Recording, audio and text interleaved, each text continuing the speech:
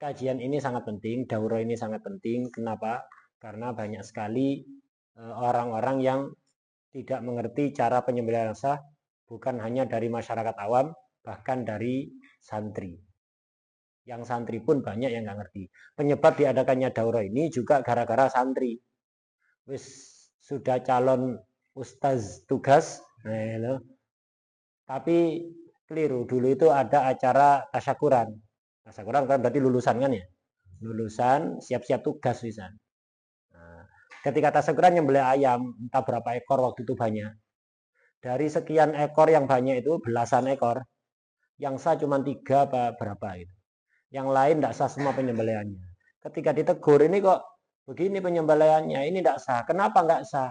Ya ini kemanean, istilah Jawanya itu kemanean. Jawabannya apa dia? Mun ebung kota ada kemanean cepok ngek-ngek mare lah. Nah, padahal ini anak santri siap-siap kate dadi ustaz tugas. Ya, kate dadi ustaz tugas lah. Kok modelnya kayak gini, ditegur tidak ngerti, malah merasa benar. Dianggap penyembelihan itu hanya engek-engek. Ya. Nah, karena itu penting sekali diadakannya daurah ini. Dan perlu saya ketahui bahwa berdasarkan penelitian salah satu lembaga peneliti di UIN Surabaya dan di Batu sekitar 2 atau 3 tahun yang lalu itu menemukan bahwa ayam potong, pokok unggas, ayam potong, burung dara, bebek, kalau ini yang biasa dijual di penyet-penyet ya. Nah, bukan hanya itu, di rumah sakit, di rumah sakit, di rumah makan, ya. Di restoran, di warung-warung, di pasar yang dijual mentah atau mateng itu setelah dilakukan survei di Jawa Timur, bukan di Bali atau di Papua atau di Amerika, tapi di Jawa Timur, provinsi dengan paling banyak pesantren di Indonesia. Itu ternyata apa? Sekitar 85% penyembelihannya tidak sah. 80 atau 85% itu tidak sah.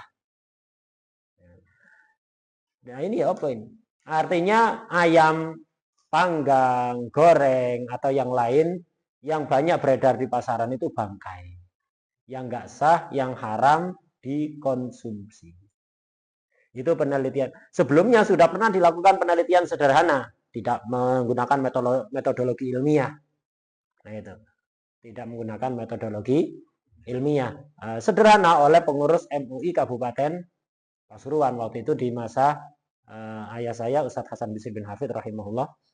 Itu beliau bersama tim MUI meneliti ke beberapa pasar tradisional, diantaranya seperti di Paserpan, di Purwosari, di Wonorejo. Waktu itu memang kaget, banyak ternyata penyembelihannya lebih banyak nggak sah. Waktu itu dikira-kirakan secara kasar.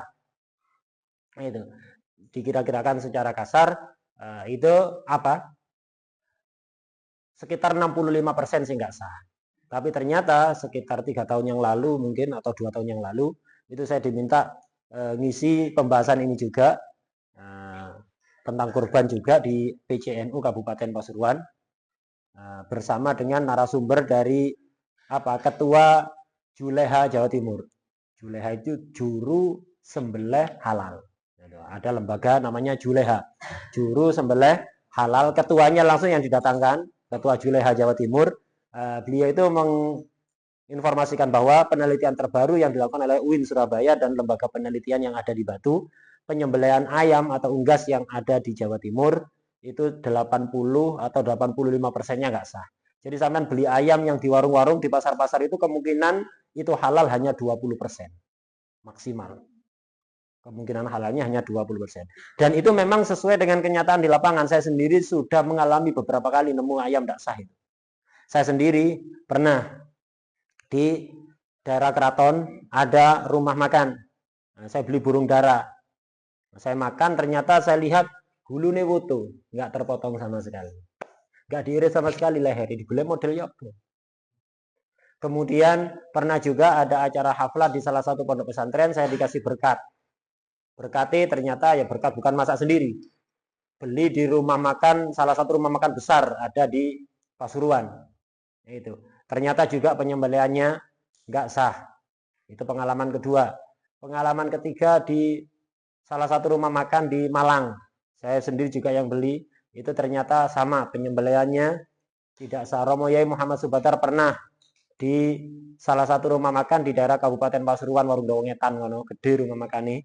Itu penyembelihannya juga tidak sah. Bahkan ketika ditegur ternyata di situ ada unsur kesengajaan. Disengaja memang belehnya dengan cara begitu, katanya biar darahnya tidak keluar total. Karena itu membuat dagingnya lebih gurih. Karena darahnya tersisa, nggak bersih total. Disengaja. Ada juga Warung Dawa Ngalor, ya rumah makan gede. Di situ salah satu keluarga besuk dan salah satu pengurus PCNU dan pengurus MU Kabupaten Pasuruan juga mendapati penyembelihannya tidak sah. Itu. Sebagian pengurus pondok pesantren juga pernah ke rumah makan yang sangat gede terkenal ada di daerah Pandaan sana, penyembelihannya juga nggak sah. Iki bukan berita medsos. Saya beberapa kali mengalami sendiri dan juga beberapa orang yang saya kenal itu dan saya percaya itu mengkabarkan kepada saya. Kenyataannya memang begitu. Karena itu rada repot ndolek ayam potong atau bebek atau burung darah halal lek sampean beli di pasaran. Ya, baik yang mentah atau yang mateng. Itu agak susah. Saya sendiri jadi rada wedi untuk beli ayam baik mentah atau mateng yang ada di pasaran. Biasanya kalau saya beli untuk ikhtiyaton, beli ayam yang masih utuh itu. Yang masih utuh di pasar, mentah itu yang belum dipotong-potong, saya permisi dulu ke orangnya untuk ngelihat penyembelihannya. Kalau sah, saya beli total. Saya beli semua. Nah, saya potong-potong, saya nggak mau khawatir. Ya secara fikih halal. Secara fikih halal karena apa? Ini daerah mayoritas muslim, yang jual muslim, maka asasnya adalah asas husnudzon. Secara fikih halal, tapi malah tidak hati-hati. Berhati-hati tidak berdasar, itu jenenge was-was. Dan was-was itu madmum, jelek. Lah ini kan berdasar kan. Hati-hati sing berdasar penelitian tadi itu dan juga pengalaman, penelitian dan pengalaman. Jadi hati-hati di sini bukan kategori was-was tapi melainkan ihtiyat, ya, ihtiyat. Karena disebutkan oleh Habib Alwi bin Abdullah bin Syihab Al-Qutub, itu beliau mengatakan Ba'alawi Al-Qutub, ya. Nah, itu. Salah satu cucu Rasulullah SAW, itu beliau mengatakan memakan makanan haram walaupun tidak tahu itu akan menimbulkan efek batin. Kalau tahu haram dimakan seperti bangkai, tahu kalau itu haram kok dimakan, efeknya dohir batin. Efek batinnya membuat badan kita itu sulit diajak ibadah, diajak maksiat cakang, semangat. Diajak ngerasani cakang, diajak maca Quran sibuk-sibuk banyak janji. Diajak ngaji, diajak maulidan, diajak solawatan, waduh ini di pondok wis maulidan terus, ngaji terus, iki liburan wayahe tenang-tenang malah daurah. Iku diajak ibadah itu berat, tapi lek diajak maksiat ya cakang, itu efek batin. Efek zahir ya dosa. Ya, efek zahir itu dosa. Nah, tapi lek ndak ngerti makanan haram, ndak ngerti kalau itu haram dimakan, efek zahirnya ndak kena. Dosa nggak ada dia. Ndak dosa secara fikih halal karena berdasar asas husnudzon kalau itu di daerah muslim dan ditaruh bukan kelemperaan di tempat sampah begitu, maka asasnya husnudzon halal. Tapi efek batin berlaku, yaitu badan kita itu berat untuk diajak ibadah. Ya, berat untuk diajak ibadah.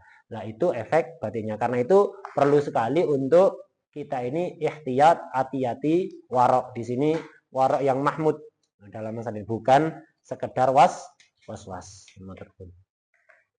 Nah, sekarang ya, untuk menghemat waktu ini sudah 10:30, waktunya sekitar 1 jam. Nah, ini kita berusaha membahas hukum tata cara bagaimana penyembelihan yang sah versi agama Islam.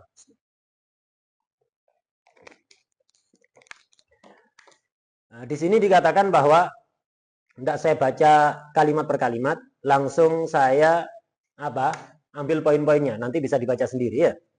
Nah, masa perlu dimaknani dah? Nah, penyembelihan adzabihatu. Dimanai Arab ya, karena bahasa Indonesia dimanai Arab itu. Enggak ya. Nah, jadi penyembelihan halal itu ketika 4 rukunnya ada, setiap rukun memenuhi syarat.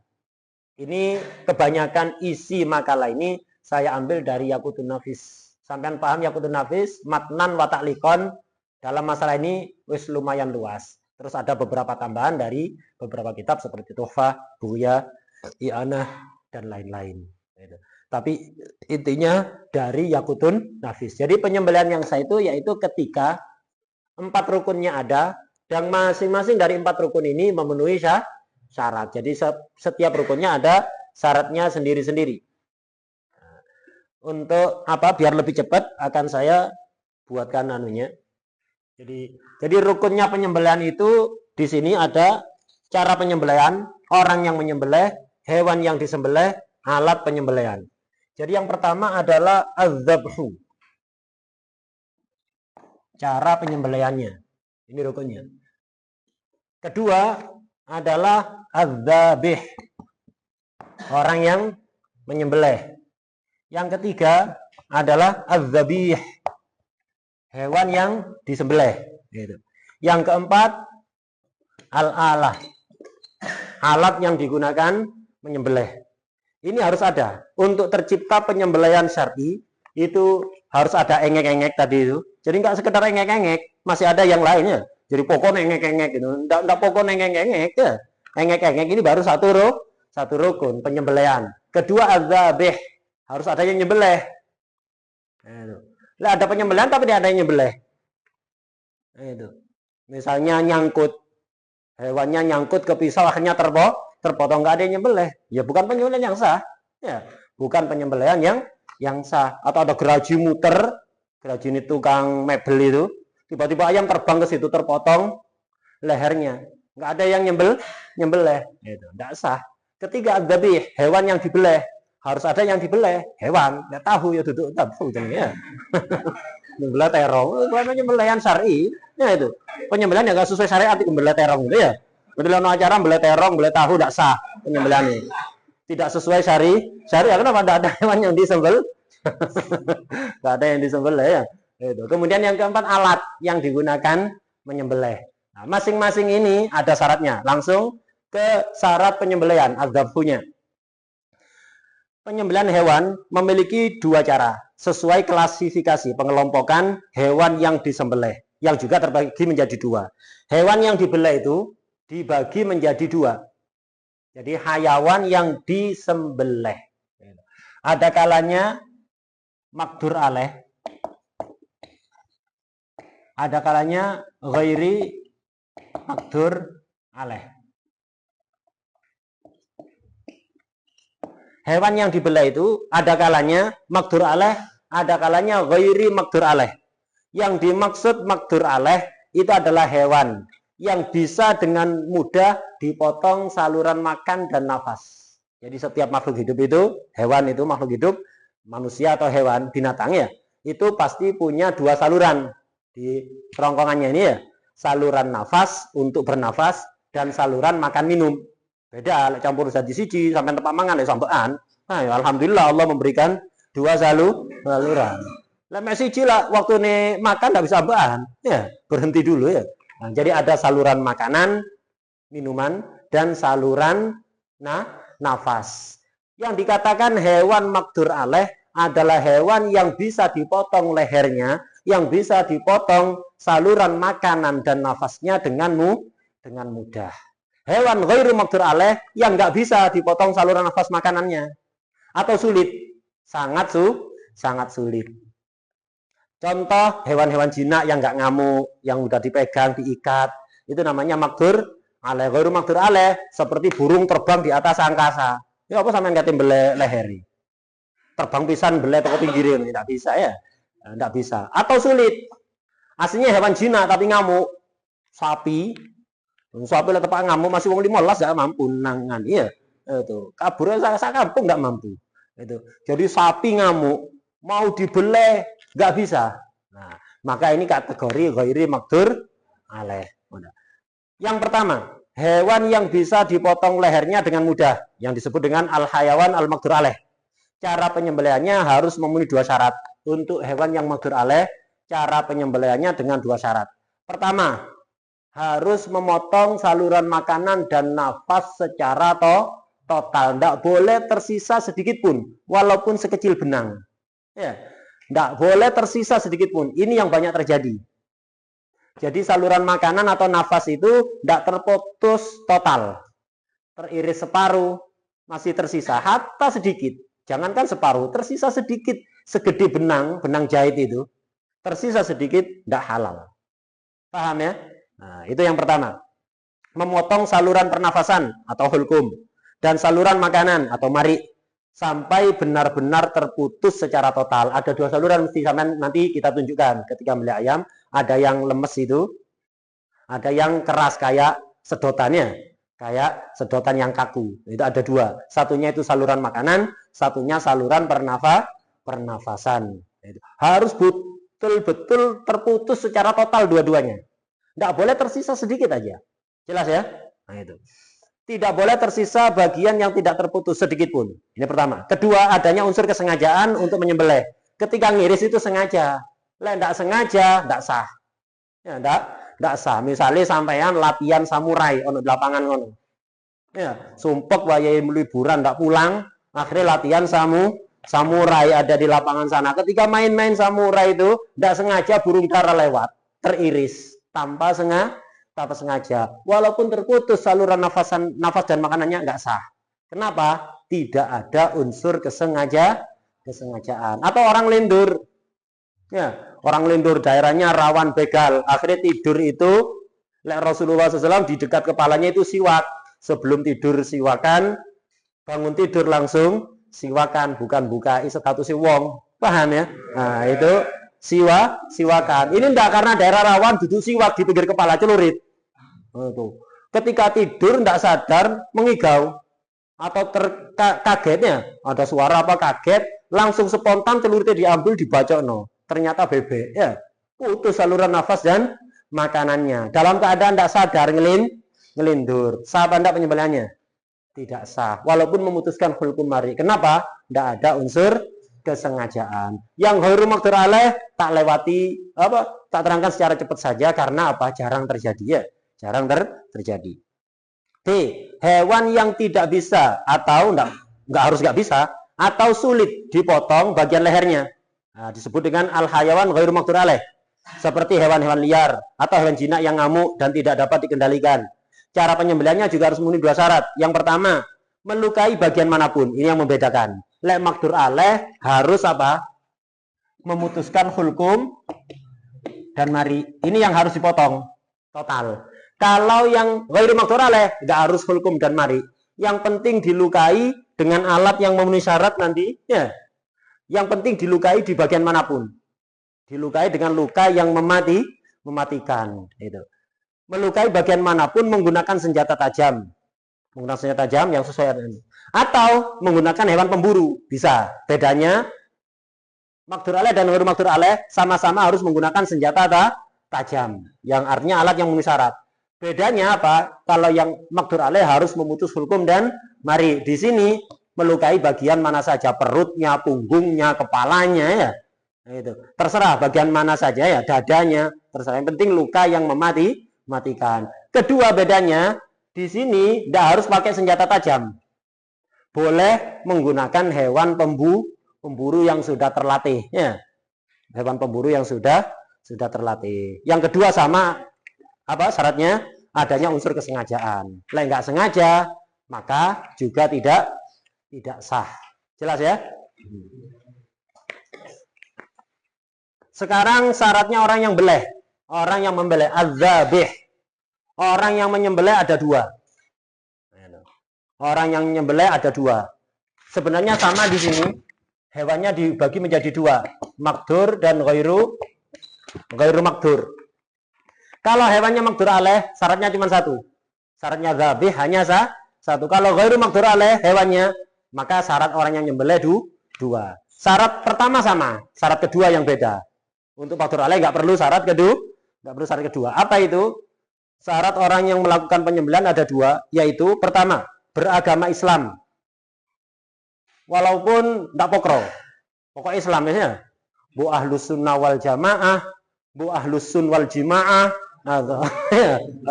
ahlus sunnah wal jamaah atau ahlus sun wal jimaah ya. Itu atau ahlul bid'ah, pokok selama tidak kafir. Terus masih wong Islam lawala. La sholla, wala soma, wala zakka. Islam KTP tok, bondo sadat tok ya. Itu bondo sahadat, tidak ngelakukan apapun. pokok muslim, sah penyembelihannya. Atau ahlul kitab, tapi ahlul kitab ini yaitu orang Yahudi atau Nasrani yang memenuhi syarat halal dinikahi. Sekarang hampir tidak ada. Atau bisa dipastikan tidak ada. Jadi dalam kitab fikih itu yang halal dinikahi oleh seorang muslim itu wanita muslimah atau wanita ahlul kitab. Wanita Yahudi atau Nasrani, tapi dengan syarat yang mustahil untuk terwujud sekarang ya. Intinya tidak ono isan saiki. Berarti sekarang intinya apa? Untuk nyembelih hewan itu harus muslim. Khususnya di Indonesia tidak bakalan terpenuhi syaratnya. Karena itu hewan sembelihan warga Indonesia non muslim. Non muslim apa kafir? Kafir apa? Sebagian orang nggak mau nyebut kafir ya, non muslim. Karena dimasuk no zimmi tidak masuk, tidak bayar jizyah. Dimasuk no muahad, musta'man tidak masuk. Harbi bukan juga dilindungi pemerintah. Terus apa? Berarti duduk kafir non muslim. Gampang. Selama durung ketemu sampean jawabanin kafir apa? Sebut aja kafir Nusantara. Ala wazni Islam Nusantara, selesai, paham ya? Kafir Nusantara ala wazni Islam Nusantara, selesai kan. Lha kok diilang-ilang no? Kuliah ayuhan non muslim ngono katene. Kuliah ayul kafirnya. Nah, itu kafir. Hewan sembelihan warga Indonesia non muslim alias kafir Nusantara, apapun agamanya, hukumnya tidak halal. Apapun agamanya. Lek duduk Yahudi Nasrani jelas. Buddha, Hindu, Konghucu, atau nggak punya agama ya, ateis. Nah, kalau Yahudi atau Nasrani tetap haram. Kenapa? Nggak memenuhi syarat halal dinikah. Apa syarat ini? Bukan sekarang tempatnya, waktu ini nggak cukup nanti ya. Nah, sekarang udah hewan makdur alaih atau ghair makdur alaih sama itu syaratnya harus muslim yang nyembelih. Syarat kedua bisa melihat alias tidak buta. Ini khusus hewan ghairu makdur alaih. Lah hewan makdur alaih meskipun orang buta boleh nyembelih, sah. Untuk hewan makdur alaih meskipun orang buta boleh. Lek ghairu makdur alaih enggak boleh orang buta. Sudah, gampang ini. Sekarang syarat hewan yang disembelih ad-dzabih. Syarat hewan yang disembelih. Ini ada 3. Cuman syarat ketiga itu kadang disyaratkan, kadang tidak.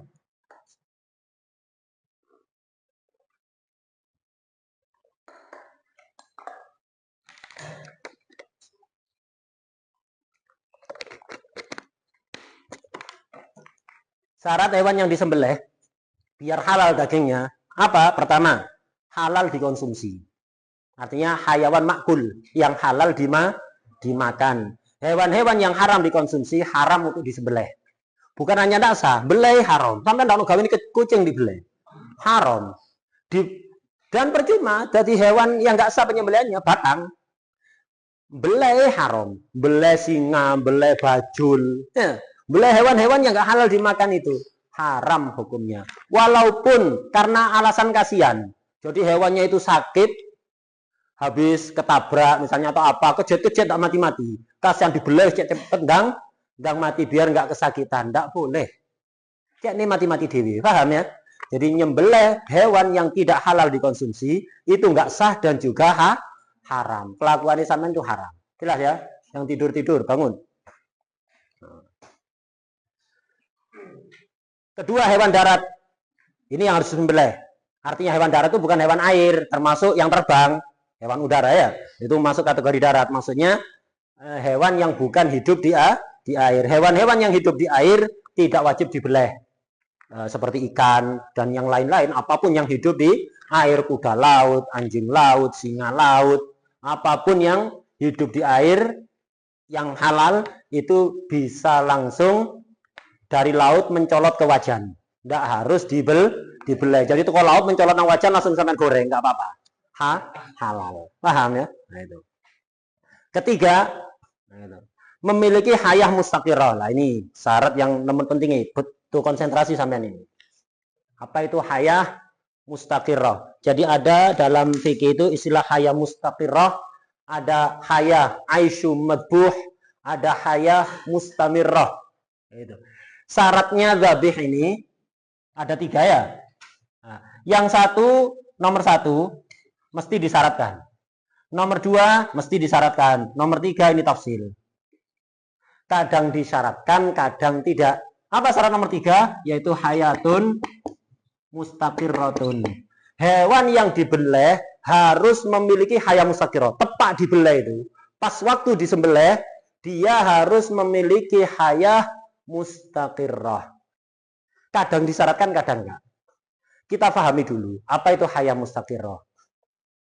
Hayah mustaqirrah itu, yaitu hewannya masih bernyawa. Bisa melek, bergerak, bersuara secara ikhtiar, secara sengaja. Yakin kalau itu ada semuanya, yakin memiliki hayah mustaqirrah. Hayah mustaqirrah ini cukup, tidak harus yakinan, bisa yakinan atau donan. Yakin ada hayah mustaqirrah, halal. Don ada hayah mustaqirrah, cukup sudah halal. Jelas? Nah, yakinan atau donan. Yakinan apa ya tadi itu? Masih bernyawa, bisa gerak sengaja, melek sengaja, bersuara secara sengaja. Artinya secara ikhtiar. Ada kan gerakan yang enggak ikhtiar, kayak sampean kesandung langsung gini-gini itu, kan refleks itu kan ya? Refleks. Atau orang kedinginan kan begini, itu refleks. Atau hewan yang sudah sekarat itu, habis dibeleh sekarat, kan gerak-gerak kan ya? Gerak-gerak kejal-kejal, tapi itu di luar kontrol. Nah, untuk dikatakan hewan itu memiliki hayah mustaqirrah secara yakinan, harus masih punya gerakan yang terkontrol. Bersuara yang terkontrol, artinya dia bersuara bisa, tidak bersuara juga bisa. Bergerak bisa, tidak bergerak juga bisa. Kepingin bergerak bisa, tidak kepingin bergerak juga bisa. Diam juga bisa. Melek bisa, merem juga bisa. Itu maksudnya hayah mustaqirrah yakinan. Dzonan, nyawa masih ada, tapi gerakan melek, bersuara ikhtiar nggak ada. Apakah dipastikan tidak ada hayah mustaqirrah? Nanti dulu. Bisa dzon. Dzon ini apa? Tandanya salah satu dua. Jadi hayah mustaqirrah yang dzonan ini tandanya dua, yaitu infijarud dam sama harokah anifah.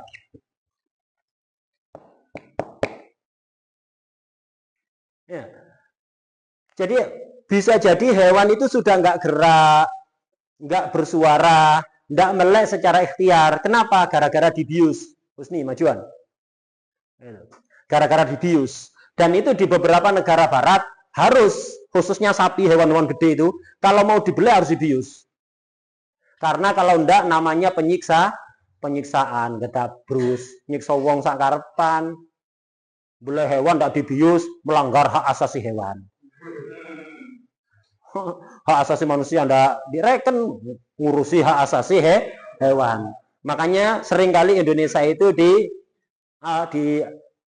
boikot, tidak dikirimi sapi dari Australia. Kenapa? Orang Indonesia dianggap tidak berperi kehewanan. Kenapa? Beleh sapi seger-segeran. Nggak dibius dulu kan ya? Di Indonesia seger-seger itu dibeleh. Ini orang Indonesia tidak berperi kehewanan. Nggak usah ngecobros, nggak usah ngedabur. Wong kon pateni sekarepan loh, bahas hak asasi sapi. Ya, macam golongannya sapi, mateni wong nggak ngurus, sapi diurus. Nah, makanya diharuskan di sana itu, di negara-negara Eropa juga begitu, harus dibius dulu. Dalam keadaan terbius, pingsan, baru dibeleh. Katanya biar nggak sakit. Nah, hewan dibius, otomatis kan tidak bisa melek kan? Pingsannya tidak bisa melek, tidak bisa gerak, tidak bisa bersuara. Berarti hayah mustaqirrah yakinan tidak ada. Tapi apakah berarti tidak sah penyembelihan itu? Penyembelihan sapi yang dibius itu. Nanti dulu dilihat ini. Salah satu dari dua, tidak harus dua-duanya. Cukup salah satu. Yaitu infijarud dam. Coba dibeleh hewan pingsan itu. Kalau ketika dibeleh darahnya itu memancar, nyembur. Ya kan, hewan kalau dibeleh kan nyembur kan ya, bukan netes begitu. Iya kan, nyembur dengan keras. Lah itu namanya infijarud dam. Jadi hewan itu walaupun pingsan, tapi kalau dibeleh darahnya muncrat, maka berarti ada hayah mustaqirrah dzonan, cukup. Atau tidak infijarud dam, tapi harokah anifah, asalnya tidak gerak, gara-gara dibeleh gerak dengan kuat, berontak. Maka berarti itu juga ada hayah mustaqirrah. Tapi kalau ndak melek ikhtiar, ndak gerak ikhtiar, ndak bersuara ikhtiar. Nafas masih ada, ambean nyawa masih ada. Cuma dan ketika dibeleh darahnya cuma netes. Gerakannya lemes, ndak keras, berarti ndak ada hayya mustaqiroh. Walaupun hidup hukum batang. Ya. Nah, iki batang hidup jenenge. Paham ya? Batang si urip. Tetap haram udah ndak sah sudah penyembelihannya. Jelas ya? Jelas maksudnya hayya mustaqiroh? Yes. Tadi kan sudah tak mukadimai. Penyembelihan itu kadang disyaratkan hewannya memiliki hayya mustaqiroh, kadang tidak disyaratkan. Kapan disyaratkan, kapan tidak? Disyaratkan jika ada sebab zahir yang berpotensi menyebabkan hewan itu mati. Ada penyebab kematian yang zahir.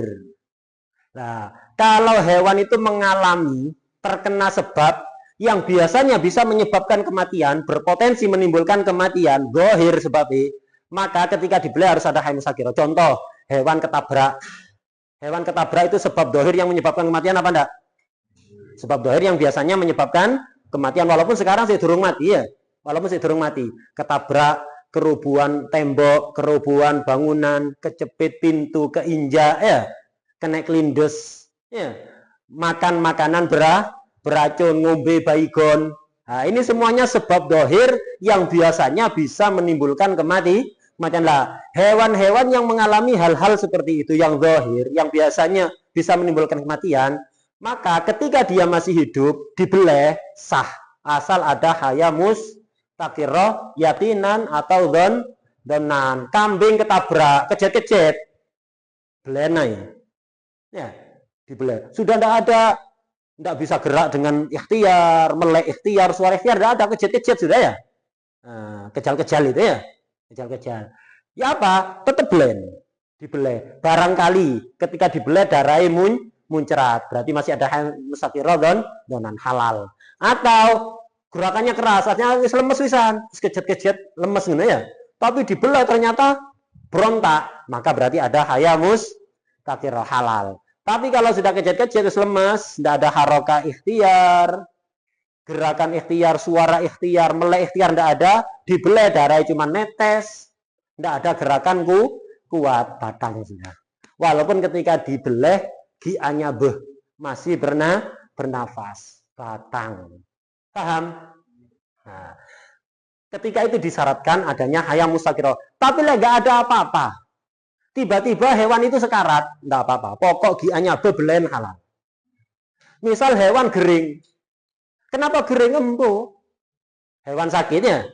Ada ayam, kambing, sapi. Tiba-tiba sakit. Kemudian tambah memburuk sampai sekarat sudah. Tapi masih ada nafas, ya, masih bernyawa. Kenapa sakit? Kenapa sampai seperti ini? Wallahu alam sebabnya apa? Enggak tahu. Enggak makan makanan beracun, enggak minum minuman beracun, enggak ketabrak, enggak macam-macam, ya. Enggak ada sebab zahir. Maka pokok masih bernafas walaupun enggak ada hayya mustaqiroh. Yang ada hanya aisyu madbuh. Kehidupan seperti kehidupan yang masih tersisa ketika hewan itu dibeleh. Hewan dibeleh kan si urip kan, tidak langsung mati kan ya. Tapi kan yang ngono itu tidak ada gerakan kuat, tidak ada macam-macam ya. Nah, yang tersisa hanya aisyu madbuh. Walaupun aisyunya aisyu madbuh, pokok masih ada nyawa. Pokok masih ada nyawa. Kalau nggak ada sebab zahir, hukumnya halal. Jelas. Ini paling penting dibanding dari yang awal tadi, yang perlu fokus ini. Udah kita baca. Syarat ketiga hewan yang dibeleh memiliki hayya mustaqiroh, yakni masih bernyawa, serta dapat membuka mata, melek, bersuara dan bergerak secara ikhtiar. Ini namanya apa? Hayya mustaqiroh yakinan. Yang donan ini tanda berarti kan don kan ya? Tanda itu kan don, maksud yakin lah. Koyo ono ambulan melaju dengan kencang, sirinenya bunyi dengan keras, lampunya nyala. Ya. Tanda apa? Ada pasien yang kritis. Tanda apa mesti? Apa mesti? Enggak mesti. Bisa jadi supirnya di telepon bojone, ibu negara nelpon. Ndang Ndang mulai, ndang mulai, ojo mulai mana guys, minggat toh. Kalau ya, keweden ya, ditelepon hujan keweden akhirnya, waduh, dibunyiin sih. Mungkin apa enggak secara akal? Mungkin aja ya, jenenge down ya. Tanda-tanda itu. Hewan masih memiliki haya mustaqirah adalah menyembur atau memancarnya darah itu. Atau adanya gerakan kuat ketika disembelih, ya tadi itu, haroka anifa atau infijarut dam ketika dibeleh. Nah, syarat ketiga ini hanya diperlukan jika ada sebab nyata, sebab dohir yang berpotensi menyebabkan kematian yang menimpa pada hewan. Contohnya seperti memakan tanaman beracun, tertembak, tertabrak, bertarung dan lain-lain. Hewan yang disembelih dalam kondisi sakit, kering, tanpa adanya sebab yang jelas, hukumnya tetap halal. Walaupun ketika disembelih sudah dalam kondisi sekarat, artinya sudah tidak ada haya mustaqirah. Tapi apa yang menyebabkan haya mustaqirahnya hilang? Ada sebab dohir, tidak tahu. Halal, belenis. Jelas ya? Udah. Sekarang selesai dari syarat yang ketiga. Memari misalnya. Tutup nomor 4 Isan. Itu di situ. Udah. Ini syarat nomor 3. Sekarang yang rukun yang ketiga, rukun yang keempat, syarat alat penyembelihan. Nah, sama. Alat ini juga ditentukan dengan klasifikasi hewan. Tadi kan ada makdur, ada ghairu makdur aleh. Nah, tadi sudah disinggung di depan. Kalau makdur aleh, belenya harus menggunakan senjata tajam. Kalau ghairu makdur aleh, bisa salah satu dua. Bisa senjata tajam atau hewan pemburu. Nah, alat penyembelihan ada dua macam. Sesuai klasifikasi hewan yang akan disembelih, yaitu hayawan makdur aleh, cara penyembelihannya harus menggunakan alat tajam. Dari bahan apapun. Dari baja, besi, logam, dari emas bahkan. Sah, walaupun haram ya. Dari emas, perak, dari bambu, dari pecahan kaca, pecahan keramik, apapun boleh. Yang penting jangan doni, kecuali tulang dan kuku. Nah, jadi kalau menggunakan tulang, bahan tulang yang tajam, atau gigi yang tajam, tidak sah. Harus menggunakan benda tajam selain dua itu ya. Nah, itu. Jangan dari bahan tulang atau kuku. Kedua, hewan ghairu makdur aleh, cara penyembelihannya boleh menggunakan alat tajam atau hewan pemburu yang telah terlatih. Jelas ini. Sekarang beberapa kesunahan dalam penyembelihan, tak wocodok, gampang. Menghadap kiblat, sing beleh menghadap kiblat. Kedua, menghadapkan leher hewan kiblat, lehernya. Leher hewan juga dihadapkan ke kiblat, sing beleh ngadep kiblat. Ketiga, mengasah alat penyembelihan terlebih dahulu, disik-disik. Belum tajam. Tajam ya nggak usah, tasdirul hasil ya. Intinya ditajamkan dulu. Dan jangan menajamkan di depan hewan. Stres hewan. Hewan kalau stres nanti dagingnya amis. Makanya kan ada kan orang kalau beleh dagingnya itu tidak terlalu berbau ya, tidak terlalu amis. Oh no, wong beleh abune tidak karu-karuan, nggak bisa kampung. Nah itu diantaranya sebabnya adalah karena hewannya stres. Hewan stres itu banyak sebab. Karena ngesalading, ngasah pisau di depan hewan. Stres. Hewan juga punya perasaan, walaupun tidak punya akal. Tapi perasaanmu punya. Atau beleh hewan di depan hewan yang lain. Ya, grimesen. Hewan sing melihat itu ya. Nah, itu, waduh, mari ini aku ini. Stres. Ya. Itu stres. Atau ketika giring itu narik, ketika dibeleh kasar. Tak sabaran sing jaga leo. Ditarik, dipaksa gitu. Itu stres akhirnya. Itu diantara sebab dagingnya hewan ini tidak pati bagus nanti ya. Berpengaruh pada daging, kepada aromanya juga itu sangat berpengaruh.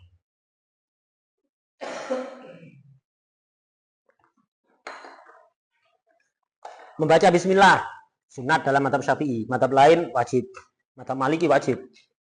Lek sengaja nggak bismillah padahal mampu, tidak sah penyembelihannya. 5. Membaca sholawat kepada Rasulullah sallallahu alaihi wasallam. Lali sholawat itu halal gara-gara Rasulullah sallallahu alaihi wasallam. Ya. Nah, dan sampean bisa nyembelih hewan padahal gedean sapi ya sampeannya. Itu sampean iso beleh itu berkat wasithah Rasulullah sallallahu alaihi wasallam. Tidak ada satupun rahmat, kecil atau besar, zahir batin, duniawi, dini, ukhrawi, kecuali pasti melalui perantara Rasulullah sallallahu alaihi wasallam. Baik itu malaikat, nabi, rasul, wali, ulama, aulia, tidak akan bisa menerima nikmat langsung, rahmat langsung dari Allah tanpa perantara Rasulullah SAW. Tidak bisa. Atau jamadat. Harus. Kecuali satu makhluk, yang satu-satunya makhluk yang bisa menerima rahmat langsung dari Allah hanya Rasulullah SAW. Selainnya, wa ma min syai'in illa wa huwa bihi manut idlaulal wasita la dhahaba kama qilal mansud. Wa ma min khuluqin fil bariyati mahmud illa wa huwa mutalaqqan an zainil wujud sallallahu alaihi wasallam. Semua para wali sita beliau, enggak mampu. Quran itu seandainya nggak diturunkan ke hatinya Rasulullah SAW terlebih dahulu, bumi hancur tidak tersisa. Lau anzalna hadal Quran ala jabalin la ra'aitahu khashian mutasaddian min khasyatillah. Langsung diturun nang gunung, dudu nang ati, hancur gunung ini. Gunung Watu lho. Pamane kita manusia. Meleleh tadi mani-mani sampean. Ya. Kenapa kita bisa membaca Quran aman-aman saja bumi? Karena diturunkan ke hati Rasulullah Shallallahu Alaihi Wasallam. Ojo lali maca selawat, enggak wajib, masih enggak wajib kudu. Ya. Karena enggak wajib kok kudu, iya kudu.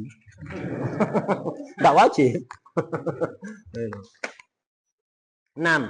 Memotong wadajen, sunat ini, yaitu 2 urat yang ada di sekitar saluran pernafasan. Di sekitar saluran pernafasan itu ada urat kecil yang tak pati ketok. Nah, itu. Untuk kata Ketua Juleha itu saya dapat ilmu dari Ketua Juleha itu, jazakallahu khair. Kalau kepingin wadajen itu terputus, rumusnya 1, 3, 5. Hitung telok lemak ya. Rumusnya 1, 3, 5. Apa? Kalau nyembelih ayam, wadajennya kepingin terputus, 1 jari di bawah leher. Lehernya itu kan gini kan ya? 1 jari di bawah 1 jari ini itu sampai putus. Itu kena wadajen. Lek kambing 3 jari. Lek kambing 3 jari, di bawah 3 jari itu dipotong. Lek sapi 5 jari. Jadi sapi itu kan lehernya panjang kan ya? Nah, itu dari dagunya itu 5 jari begini. Di bawah 5 jari itu yang dipotong. Kalau itu yang dipotong kena wadajen. Jadi 1, 3, 5. Kalau ayam 1 jari, kalau kambing 3 jari, kalau sapi 5 jari. Jelas? Nah, itu rumusnya. Lek kepingin kena wadajen, dan yang terbaik seperti itu kata beliau Ketua Juleha. Ini tidak wajib, ini sunnah saja, sunnah. 7. Menjalankan pisau dengan cepat, ojo klemer-klemer ya. Kasihan ya. Idza qataltum fa ahsinil qitlah. Membunuh pun yang baik. Innallaha katabal ihsan ala kulli syai'. Allah itu mewajibkan ihsan kepada kita dalam segala hal. Bahkan lek beleh iku beleh sing apik. Beleh sing apik lah ini, bukan dibius itu. Hewan dibius itu tetap kesakitan ketika dibeleh. Cuman ndak iso obah-obah ngono ae, tambah tersiksa. Dan itu terbukti secara ilmiah. Jadi kita tahu makhluk hidup ini kesakitan apa enggak, itu bisa dilacak dengan gerakan saraf tertentu. Nah, itu pernah dibuktikan secara ilmiah pakai alat khusus begitu. Hewan yang dibius ketika dibeleh, ternyata saraf yang memberikan kode dia kesakitan itu bekerja dengan keras, membuktikan dia kesakitan luar biasa. Ya, Rasulullah tidak pernah nyuruh kita memingsankan hewan. Kepingin bunuh yang baik, berperi kehewanan, ikuti ajaran Rasulullah SAW. Pisaunya yang tajam, jangan mengasau di depannya, jangan beleh hewan lain di depannya. Kalau beleh agak ditekan sedikit, kemudian yang cepat langsung bet ini. Jangan paham ya? Nah, seperti itu. Sekiranya satu gerakan putus begitu, itu namanya menyembelih dengan baik. Kenapa? Setelah putus sudah hilang, rasa sakitnya itu sudah hilang. Makanya kalau kita beleh hewan itu kakinya jangan diikat semua, sisakan satu untuk kejal-kejal. Itu bisa mengurangi rasa sakit sampai kesandung itu. Kakinya digerak-gerakkan tadi, kurangkan sakitnya kan ya. Tapi menengpo, aduh kan ngono kan ya. Lebih sakit. Makanya disisakan kakinya, jangan dicancang kabeh. Makanya saya nggak ngerti itu. Nah, itu untuk mengurangi rasa sakit. Duduk dibius tetap kesakitan, malah nggak bisa kejal-kejal, tambah kesakitan dia. Otaknya sadar, badannya nggak bisa gerak gara-gara pengaruh bius. Jelas. Nah, itu. Kemudian sedikit menekan ketika menjalang pisau di benak sedikit, teman-teman. Menggiring hewan ke tempat penyembelihan dengan halus, ojo kasar-kasar. Bisa bikin stres. Memberi minum hewan sebelum disembelih, jangan dikasih makan, tidak bagus kalau kasih makan. Dikasih minum bagus. Kenapa? Bisa mempermudah nguliti hewan seperti sapi, kambing itu lebih mudah dikuliti kalau dikasih minum terlebih dahulu. Kemudian 11, menyembelih pada leher bagian bawah untuk hewan-hewan yang berleher panjang seperti sampean, bebek ya, angsa dan lain-lain. Beberapa kemakruhan dalam penyembelihan pertama, memutuskan kepala hewan ketika menyembelih, dibeleh sampai itu geldel. bukan hanya saluran makanan dan nafas, tapi kepala itu gel ya, bulunya itu gel-gel. Nah, ini makruh, bahkan menurut sebagian ulama haram. Kenapa? Menyakiti. Kenapa? Proses kan tulang kan ini kan ya. Sampai iris dengan pisau itu kesakitan luar biasa. Walaupun pisaunya tajam, makruh itu. Bahkan sebagian ulama mengatakan haram. Kedua, memotong-motong, menguliti, menggerakkan, atau memindahkan hewan yang telah disembelih sebelum hewan tersebut benar-benar mati. Jadi belai itu sah dengan apa? Saluran nafas putus, saluran makanan putus. Halal sudah. Walaupun durung mati. Jadi, walaupun durung mati, sampean potong-potong, sampean edel-edel, sampean panggang. Halal sudah ya. Tapi makruh, biarkan dia mati dulu. Iki banyak disalahpahami. Bahkan sebagian tokoh agama terang-terangan tidak gelem nerima iki. Ibaratnya sore. Saya ngotot, ya itulah. Saya kadung ngotot dengan pendapat itu repot bisa. Makanya jangan pernah kita itu menutup kebenaran dari orang lain.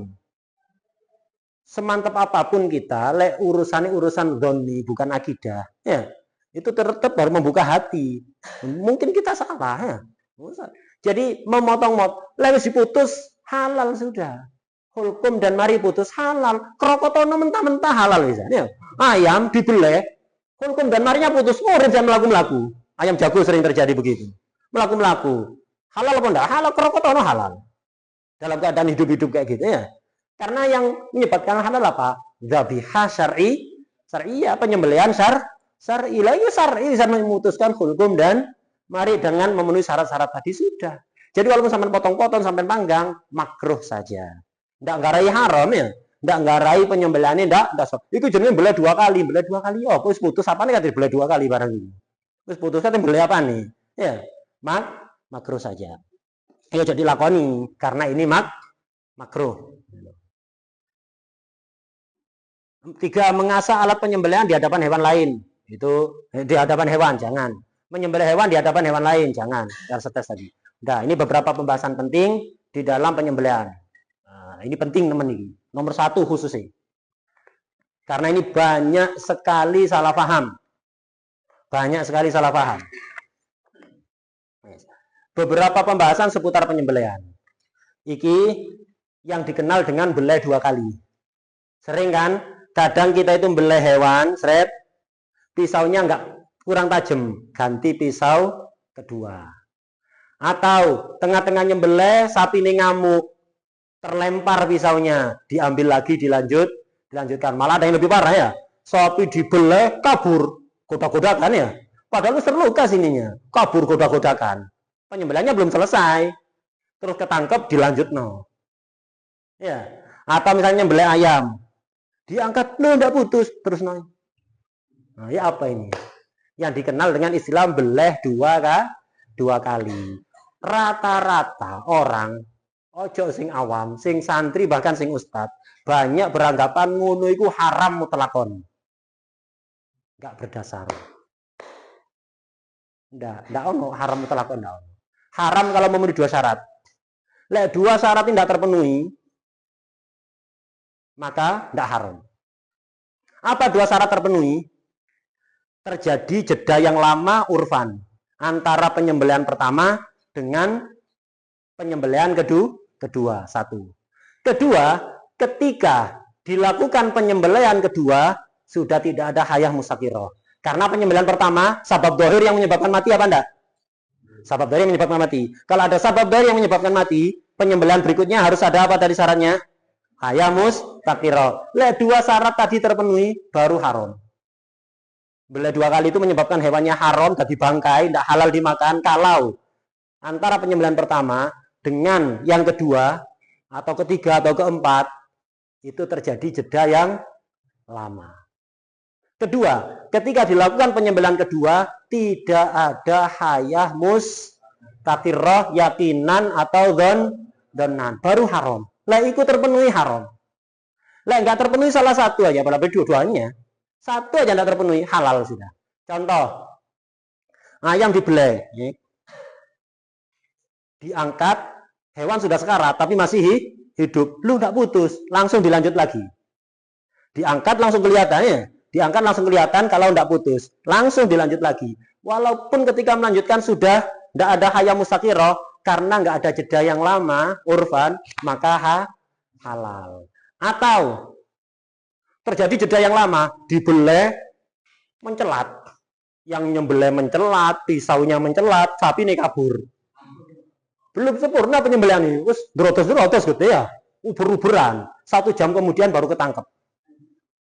Tapi saya seger sapi ini. Saking kesel ngono ae. Ya, saking kesel. Masih ada hayam mustaqirah yakin atau danan? Dibelai kedua. Ya, dibelai kedua halal. Jelas? Apalagi nggak ada jeda yang lama. Ketika penyembelihan kedua masih ada hayam mustaqirah. Halalul halal lah itu. Duduk halal tapi halalul halal ya. Jelas? Tafsil ini ada di apa? Yang langsung sore seperti itu ada di Fathul Wahhab, sarahnya Umdah, bukan Fathul Wahhab, sarah Manhaj. Fathul Wahhab, sarah Umdah. Nah, di situ ada di sarahnya Setoha Hamadi, di perpustakaan ada Fathul Wahhab Al-Malik fi syarhi Umdatis Salik. Di situ ada di bab penyembelihan. Jelas ya? Iku tafsili. Roto-roto siapapun, rata-rata ustadz-ustadz nerangno moro haram ndak.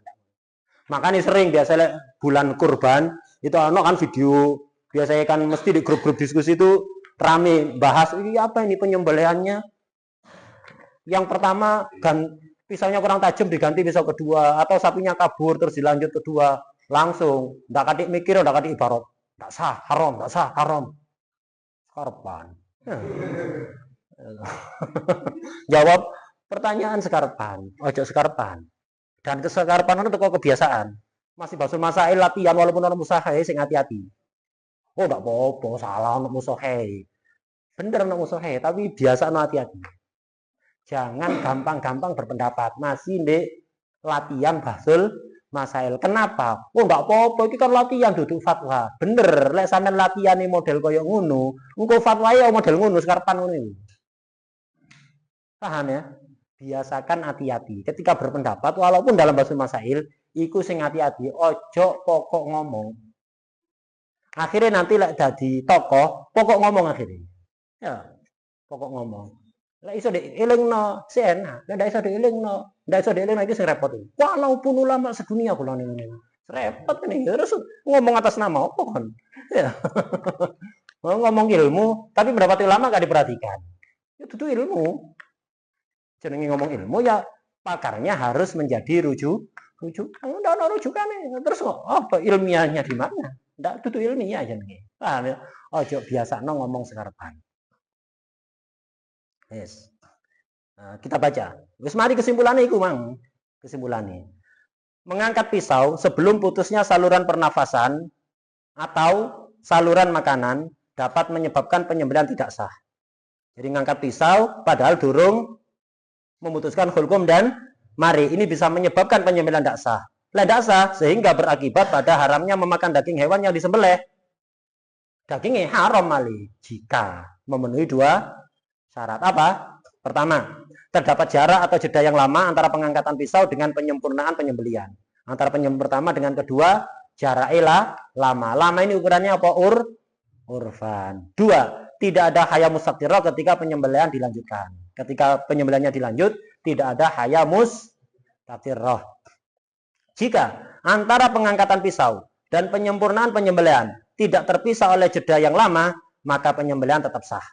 Jaraknya tidak lama, tetap sah. Walaupun ketika penyembelihan dilanjutkan, hewan sudah dalam kondisi sekarat tidak memiliki hayam mustaqirah.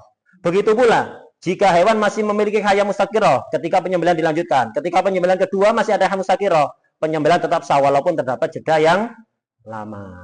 Kemudian nomor 2, hukum beleh untuk Rasulullah SAW. Jadi karena maulid beleh untuk Rasulullah SAW atau kholi wali beleh untuk wali. Kok beleh sapi? Iya gawe wali. Kok beleh sapi gawe nabi?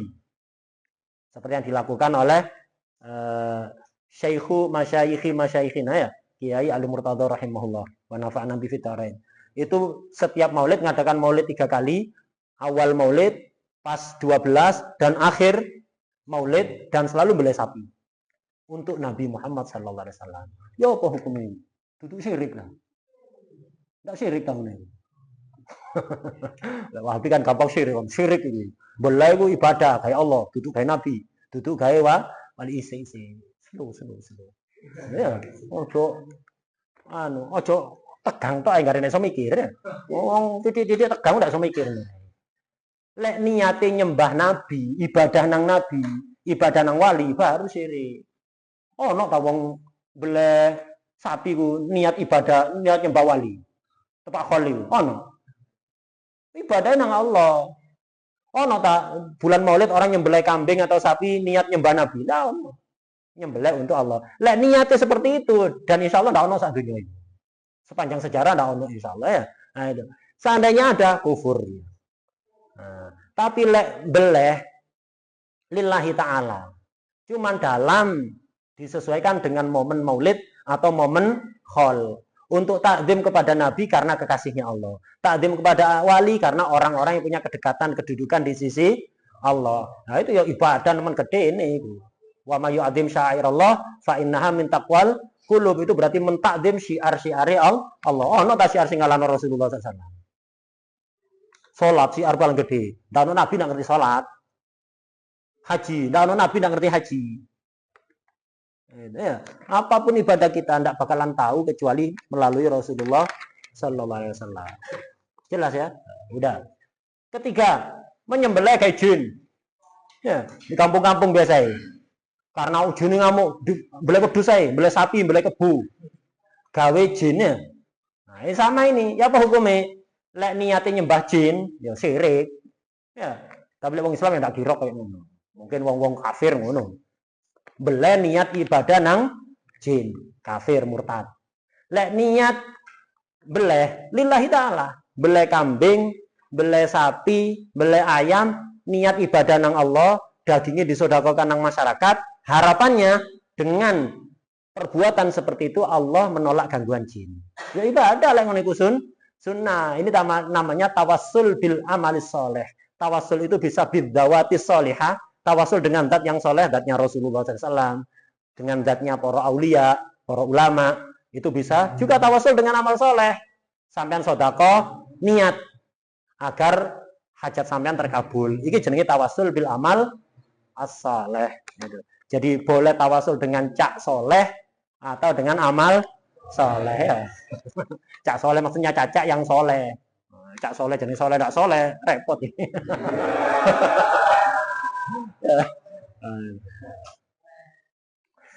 Lek ngambang beleh pola banyak gangguan jin akhirnya beleh sapi atau kambing. Yo gak niat ibadah nang Allah, gak niat ibadah nang jin. Khilaf. Ada yang mengatakan haram, ada yang mengatakan tidak khilaf antara Syekhul Islam Zakaria dengan Bamakromah, bisa dibaca sendiri. Hukum nembak hewan ambil gotri atau peluru atau peluru sing lancip itu enggak termasuk senjata tajam. Lu tembus lu butin enggak tajam ya. Tembus karena kecepatan gerakan, bukan karena tajam. Jadi peluru walaupun yang lancip, lek panah beda, tajam ya. Burung sampean panah, lugur mati, halal. Ya iku belai karena ghairu makdur aleh. Tapi lek ambil gotri, burung sampean tembak kejedas, lugur mati, batang haram. Kenapa? Bukan benda tajam. Lek sampean tembak lugur sekarat, ndak ada hayam mustaqirah, halal apa ndak? Burung sampean tembak pakai gotri, jatuh ke bawah si urip tapi nggak ada hayamus takiro, halal apa enggak? Haram. Kenapa? Di sini diperlukan hayamus takiro. Kenapa? Tembakan ini sebab dohir yang berpotensi menyebabkan kematian. Lah sampean tembak lugur si seger ya belayan enggak apa-apa, halal. Jelas ya? Itu hukum halal dan tidak. Hukum nembak pakai gotri burung atau hewan lain, itu hewan liar lain, itu kalau bagi penembak jitu yang dia bisa nembak tak kena noswiwini, sayapnya, tak kenakan kakinya. Sekiranya hanya membuat dia nggak bisa kabur, tapi nggak sampai mati, nggak sampai sekarat, boleh dia melakukan itu. Tapi kalau orang isi latihan, bukan penembak jitu, nggak titis. Nembak itu kadang kena endasi, kadang kena dodone, kena sikile, nggak bisa lepas no. Haram, nembak itu haram. Kenapa? Dikhawatirkan kena endase, kena dodoi, mati sia-sia jadi batang. Padahal Allah menciptakan semua itu ono hikmah itu tuh kayak perbuatan sia-sia kayak ngono. Paham ya? Jadi latihan nembak gawe goti ojo nang hewan. Nang po, ojo poe wong tapi poe dhewe. Wah, ya. Nah, itu. Jelas ya? Nang poe dhewe. Enggak apa-apa, ojo nang hewan, haram. Jadi bukan penembak jitu nembak pakai gotri, haram. Kenapa? Beresiko mati sia-sia. Tapi lihat titis, enggak apa-apa, kena nosikile, kena nosikile. Sekiranya nanti jatuh hanya nggak berdaya, tapi tidak sekarang bisa dibeleh halal, ono faedahai nembak. Jelas ya? Nah, hati-hati. Ada pertanyaan sampai sini, ini selesai, nanti prakteknya. Biasanya jamnya awal tuh.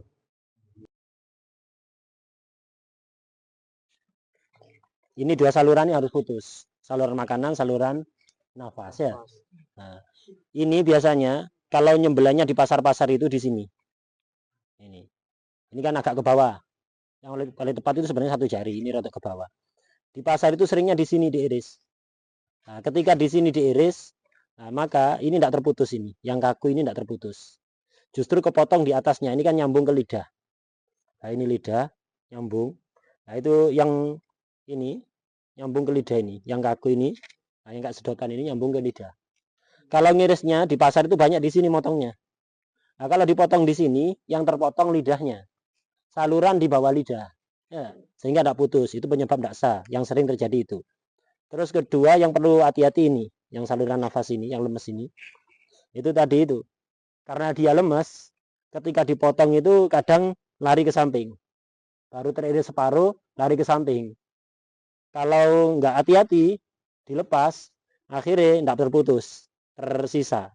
Masih tersisa. Walaupun sekil jenang. Kalau ini kan terputus total ya. Terputus total.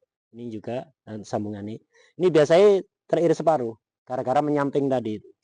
Nah, ini contoh penyembelihan yang sah. Jadi ketika beli ayam ke pasar, usahakan beli yang masih utuh, belum dipotong-potong, dan yang perlu dicek ininya. Yang perlu dicek ininya. Ini kalau terputus ada, kalau yang teriris atasnya jangan dibeli, berarti bangkai. Atau ini tidak terputus total, jangan dibeli, berarti bangkai. Sering kali itu terjadi.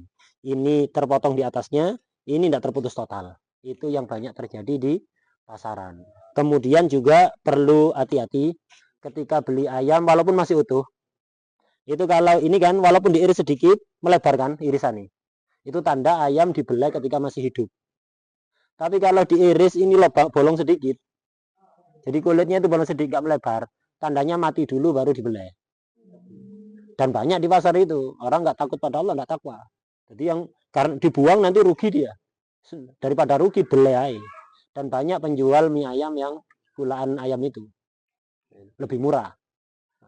Wis mati baru dibelai. Ini bukan seudon, saya melihat sendiri banyak sering itu. Di pasar itu ada ayam-ayam yang kelemperaan itu di bawah itu, yang jengkeng-jengkeng belum dibedeti itu bangkai. Pernah saya nanya, ini kok apa? Bangkai ini buat apa? Nanti ada yang ngambil. Jadi potong-potong sama dia, dipotong-potong. Ayam bangkai itu dipotong-potong kecil-kecil itu. Nanti ada yang ngambil katanya. Sebagiannya penjual mie ayam. Sebagiannya, tidak semua, sebagian.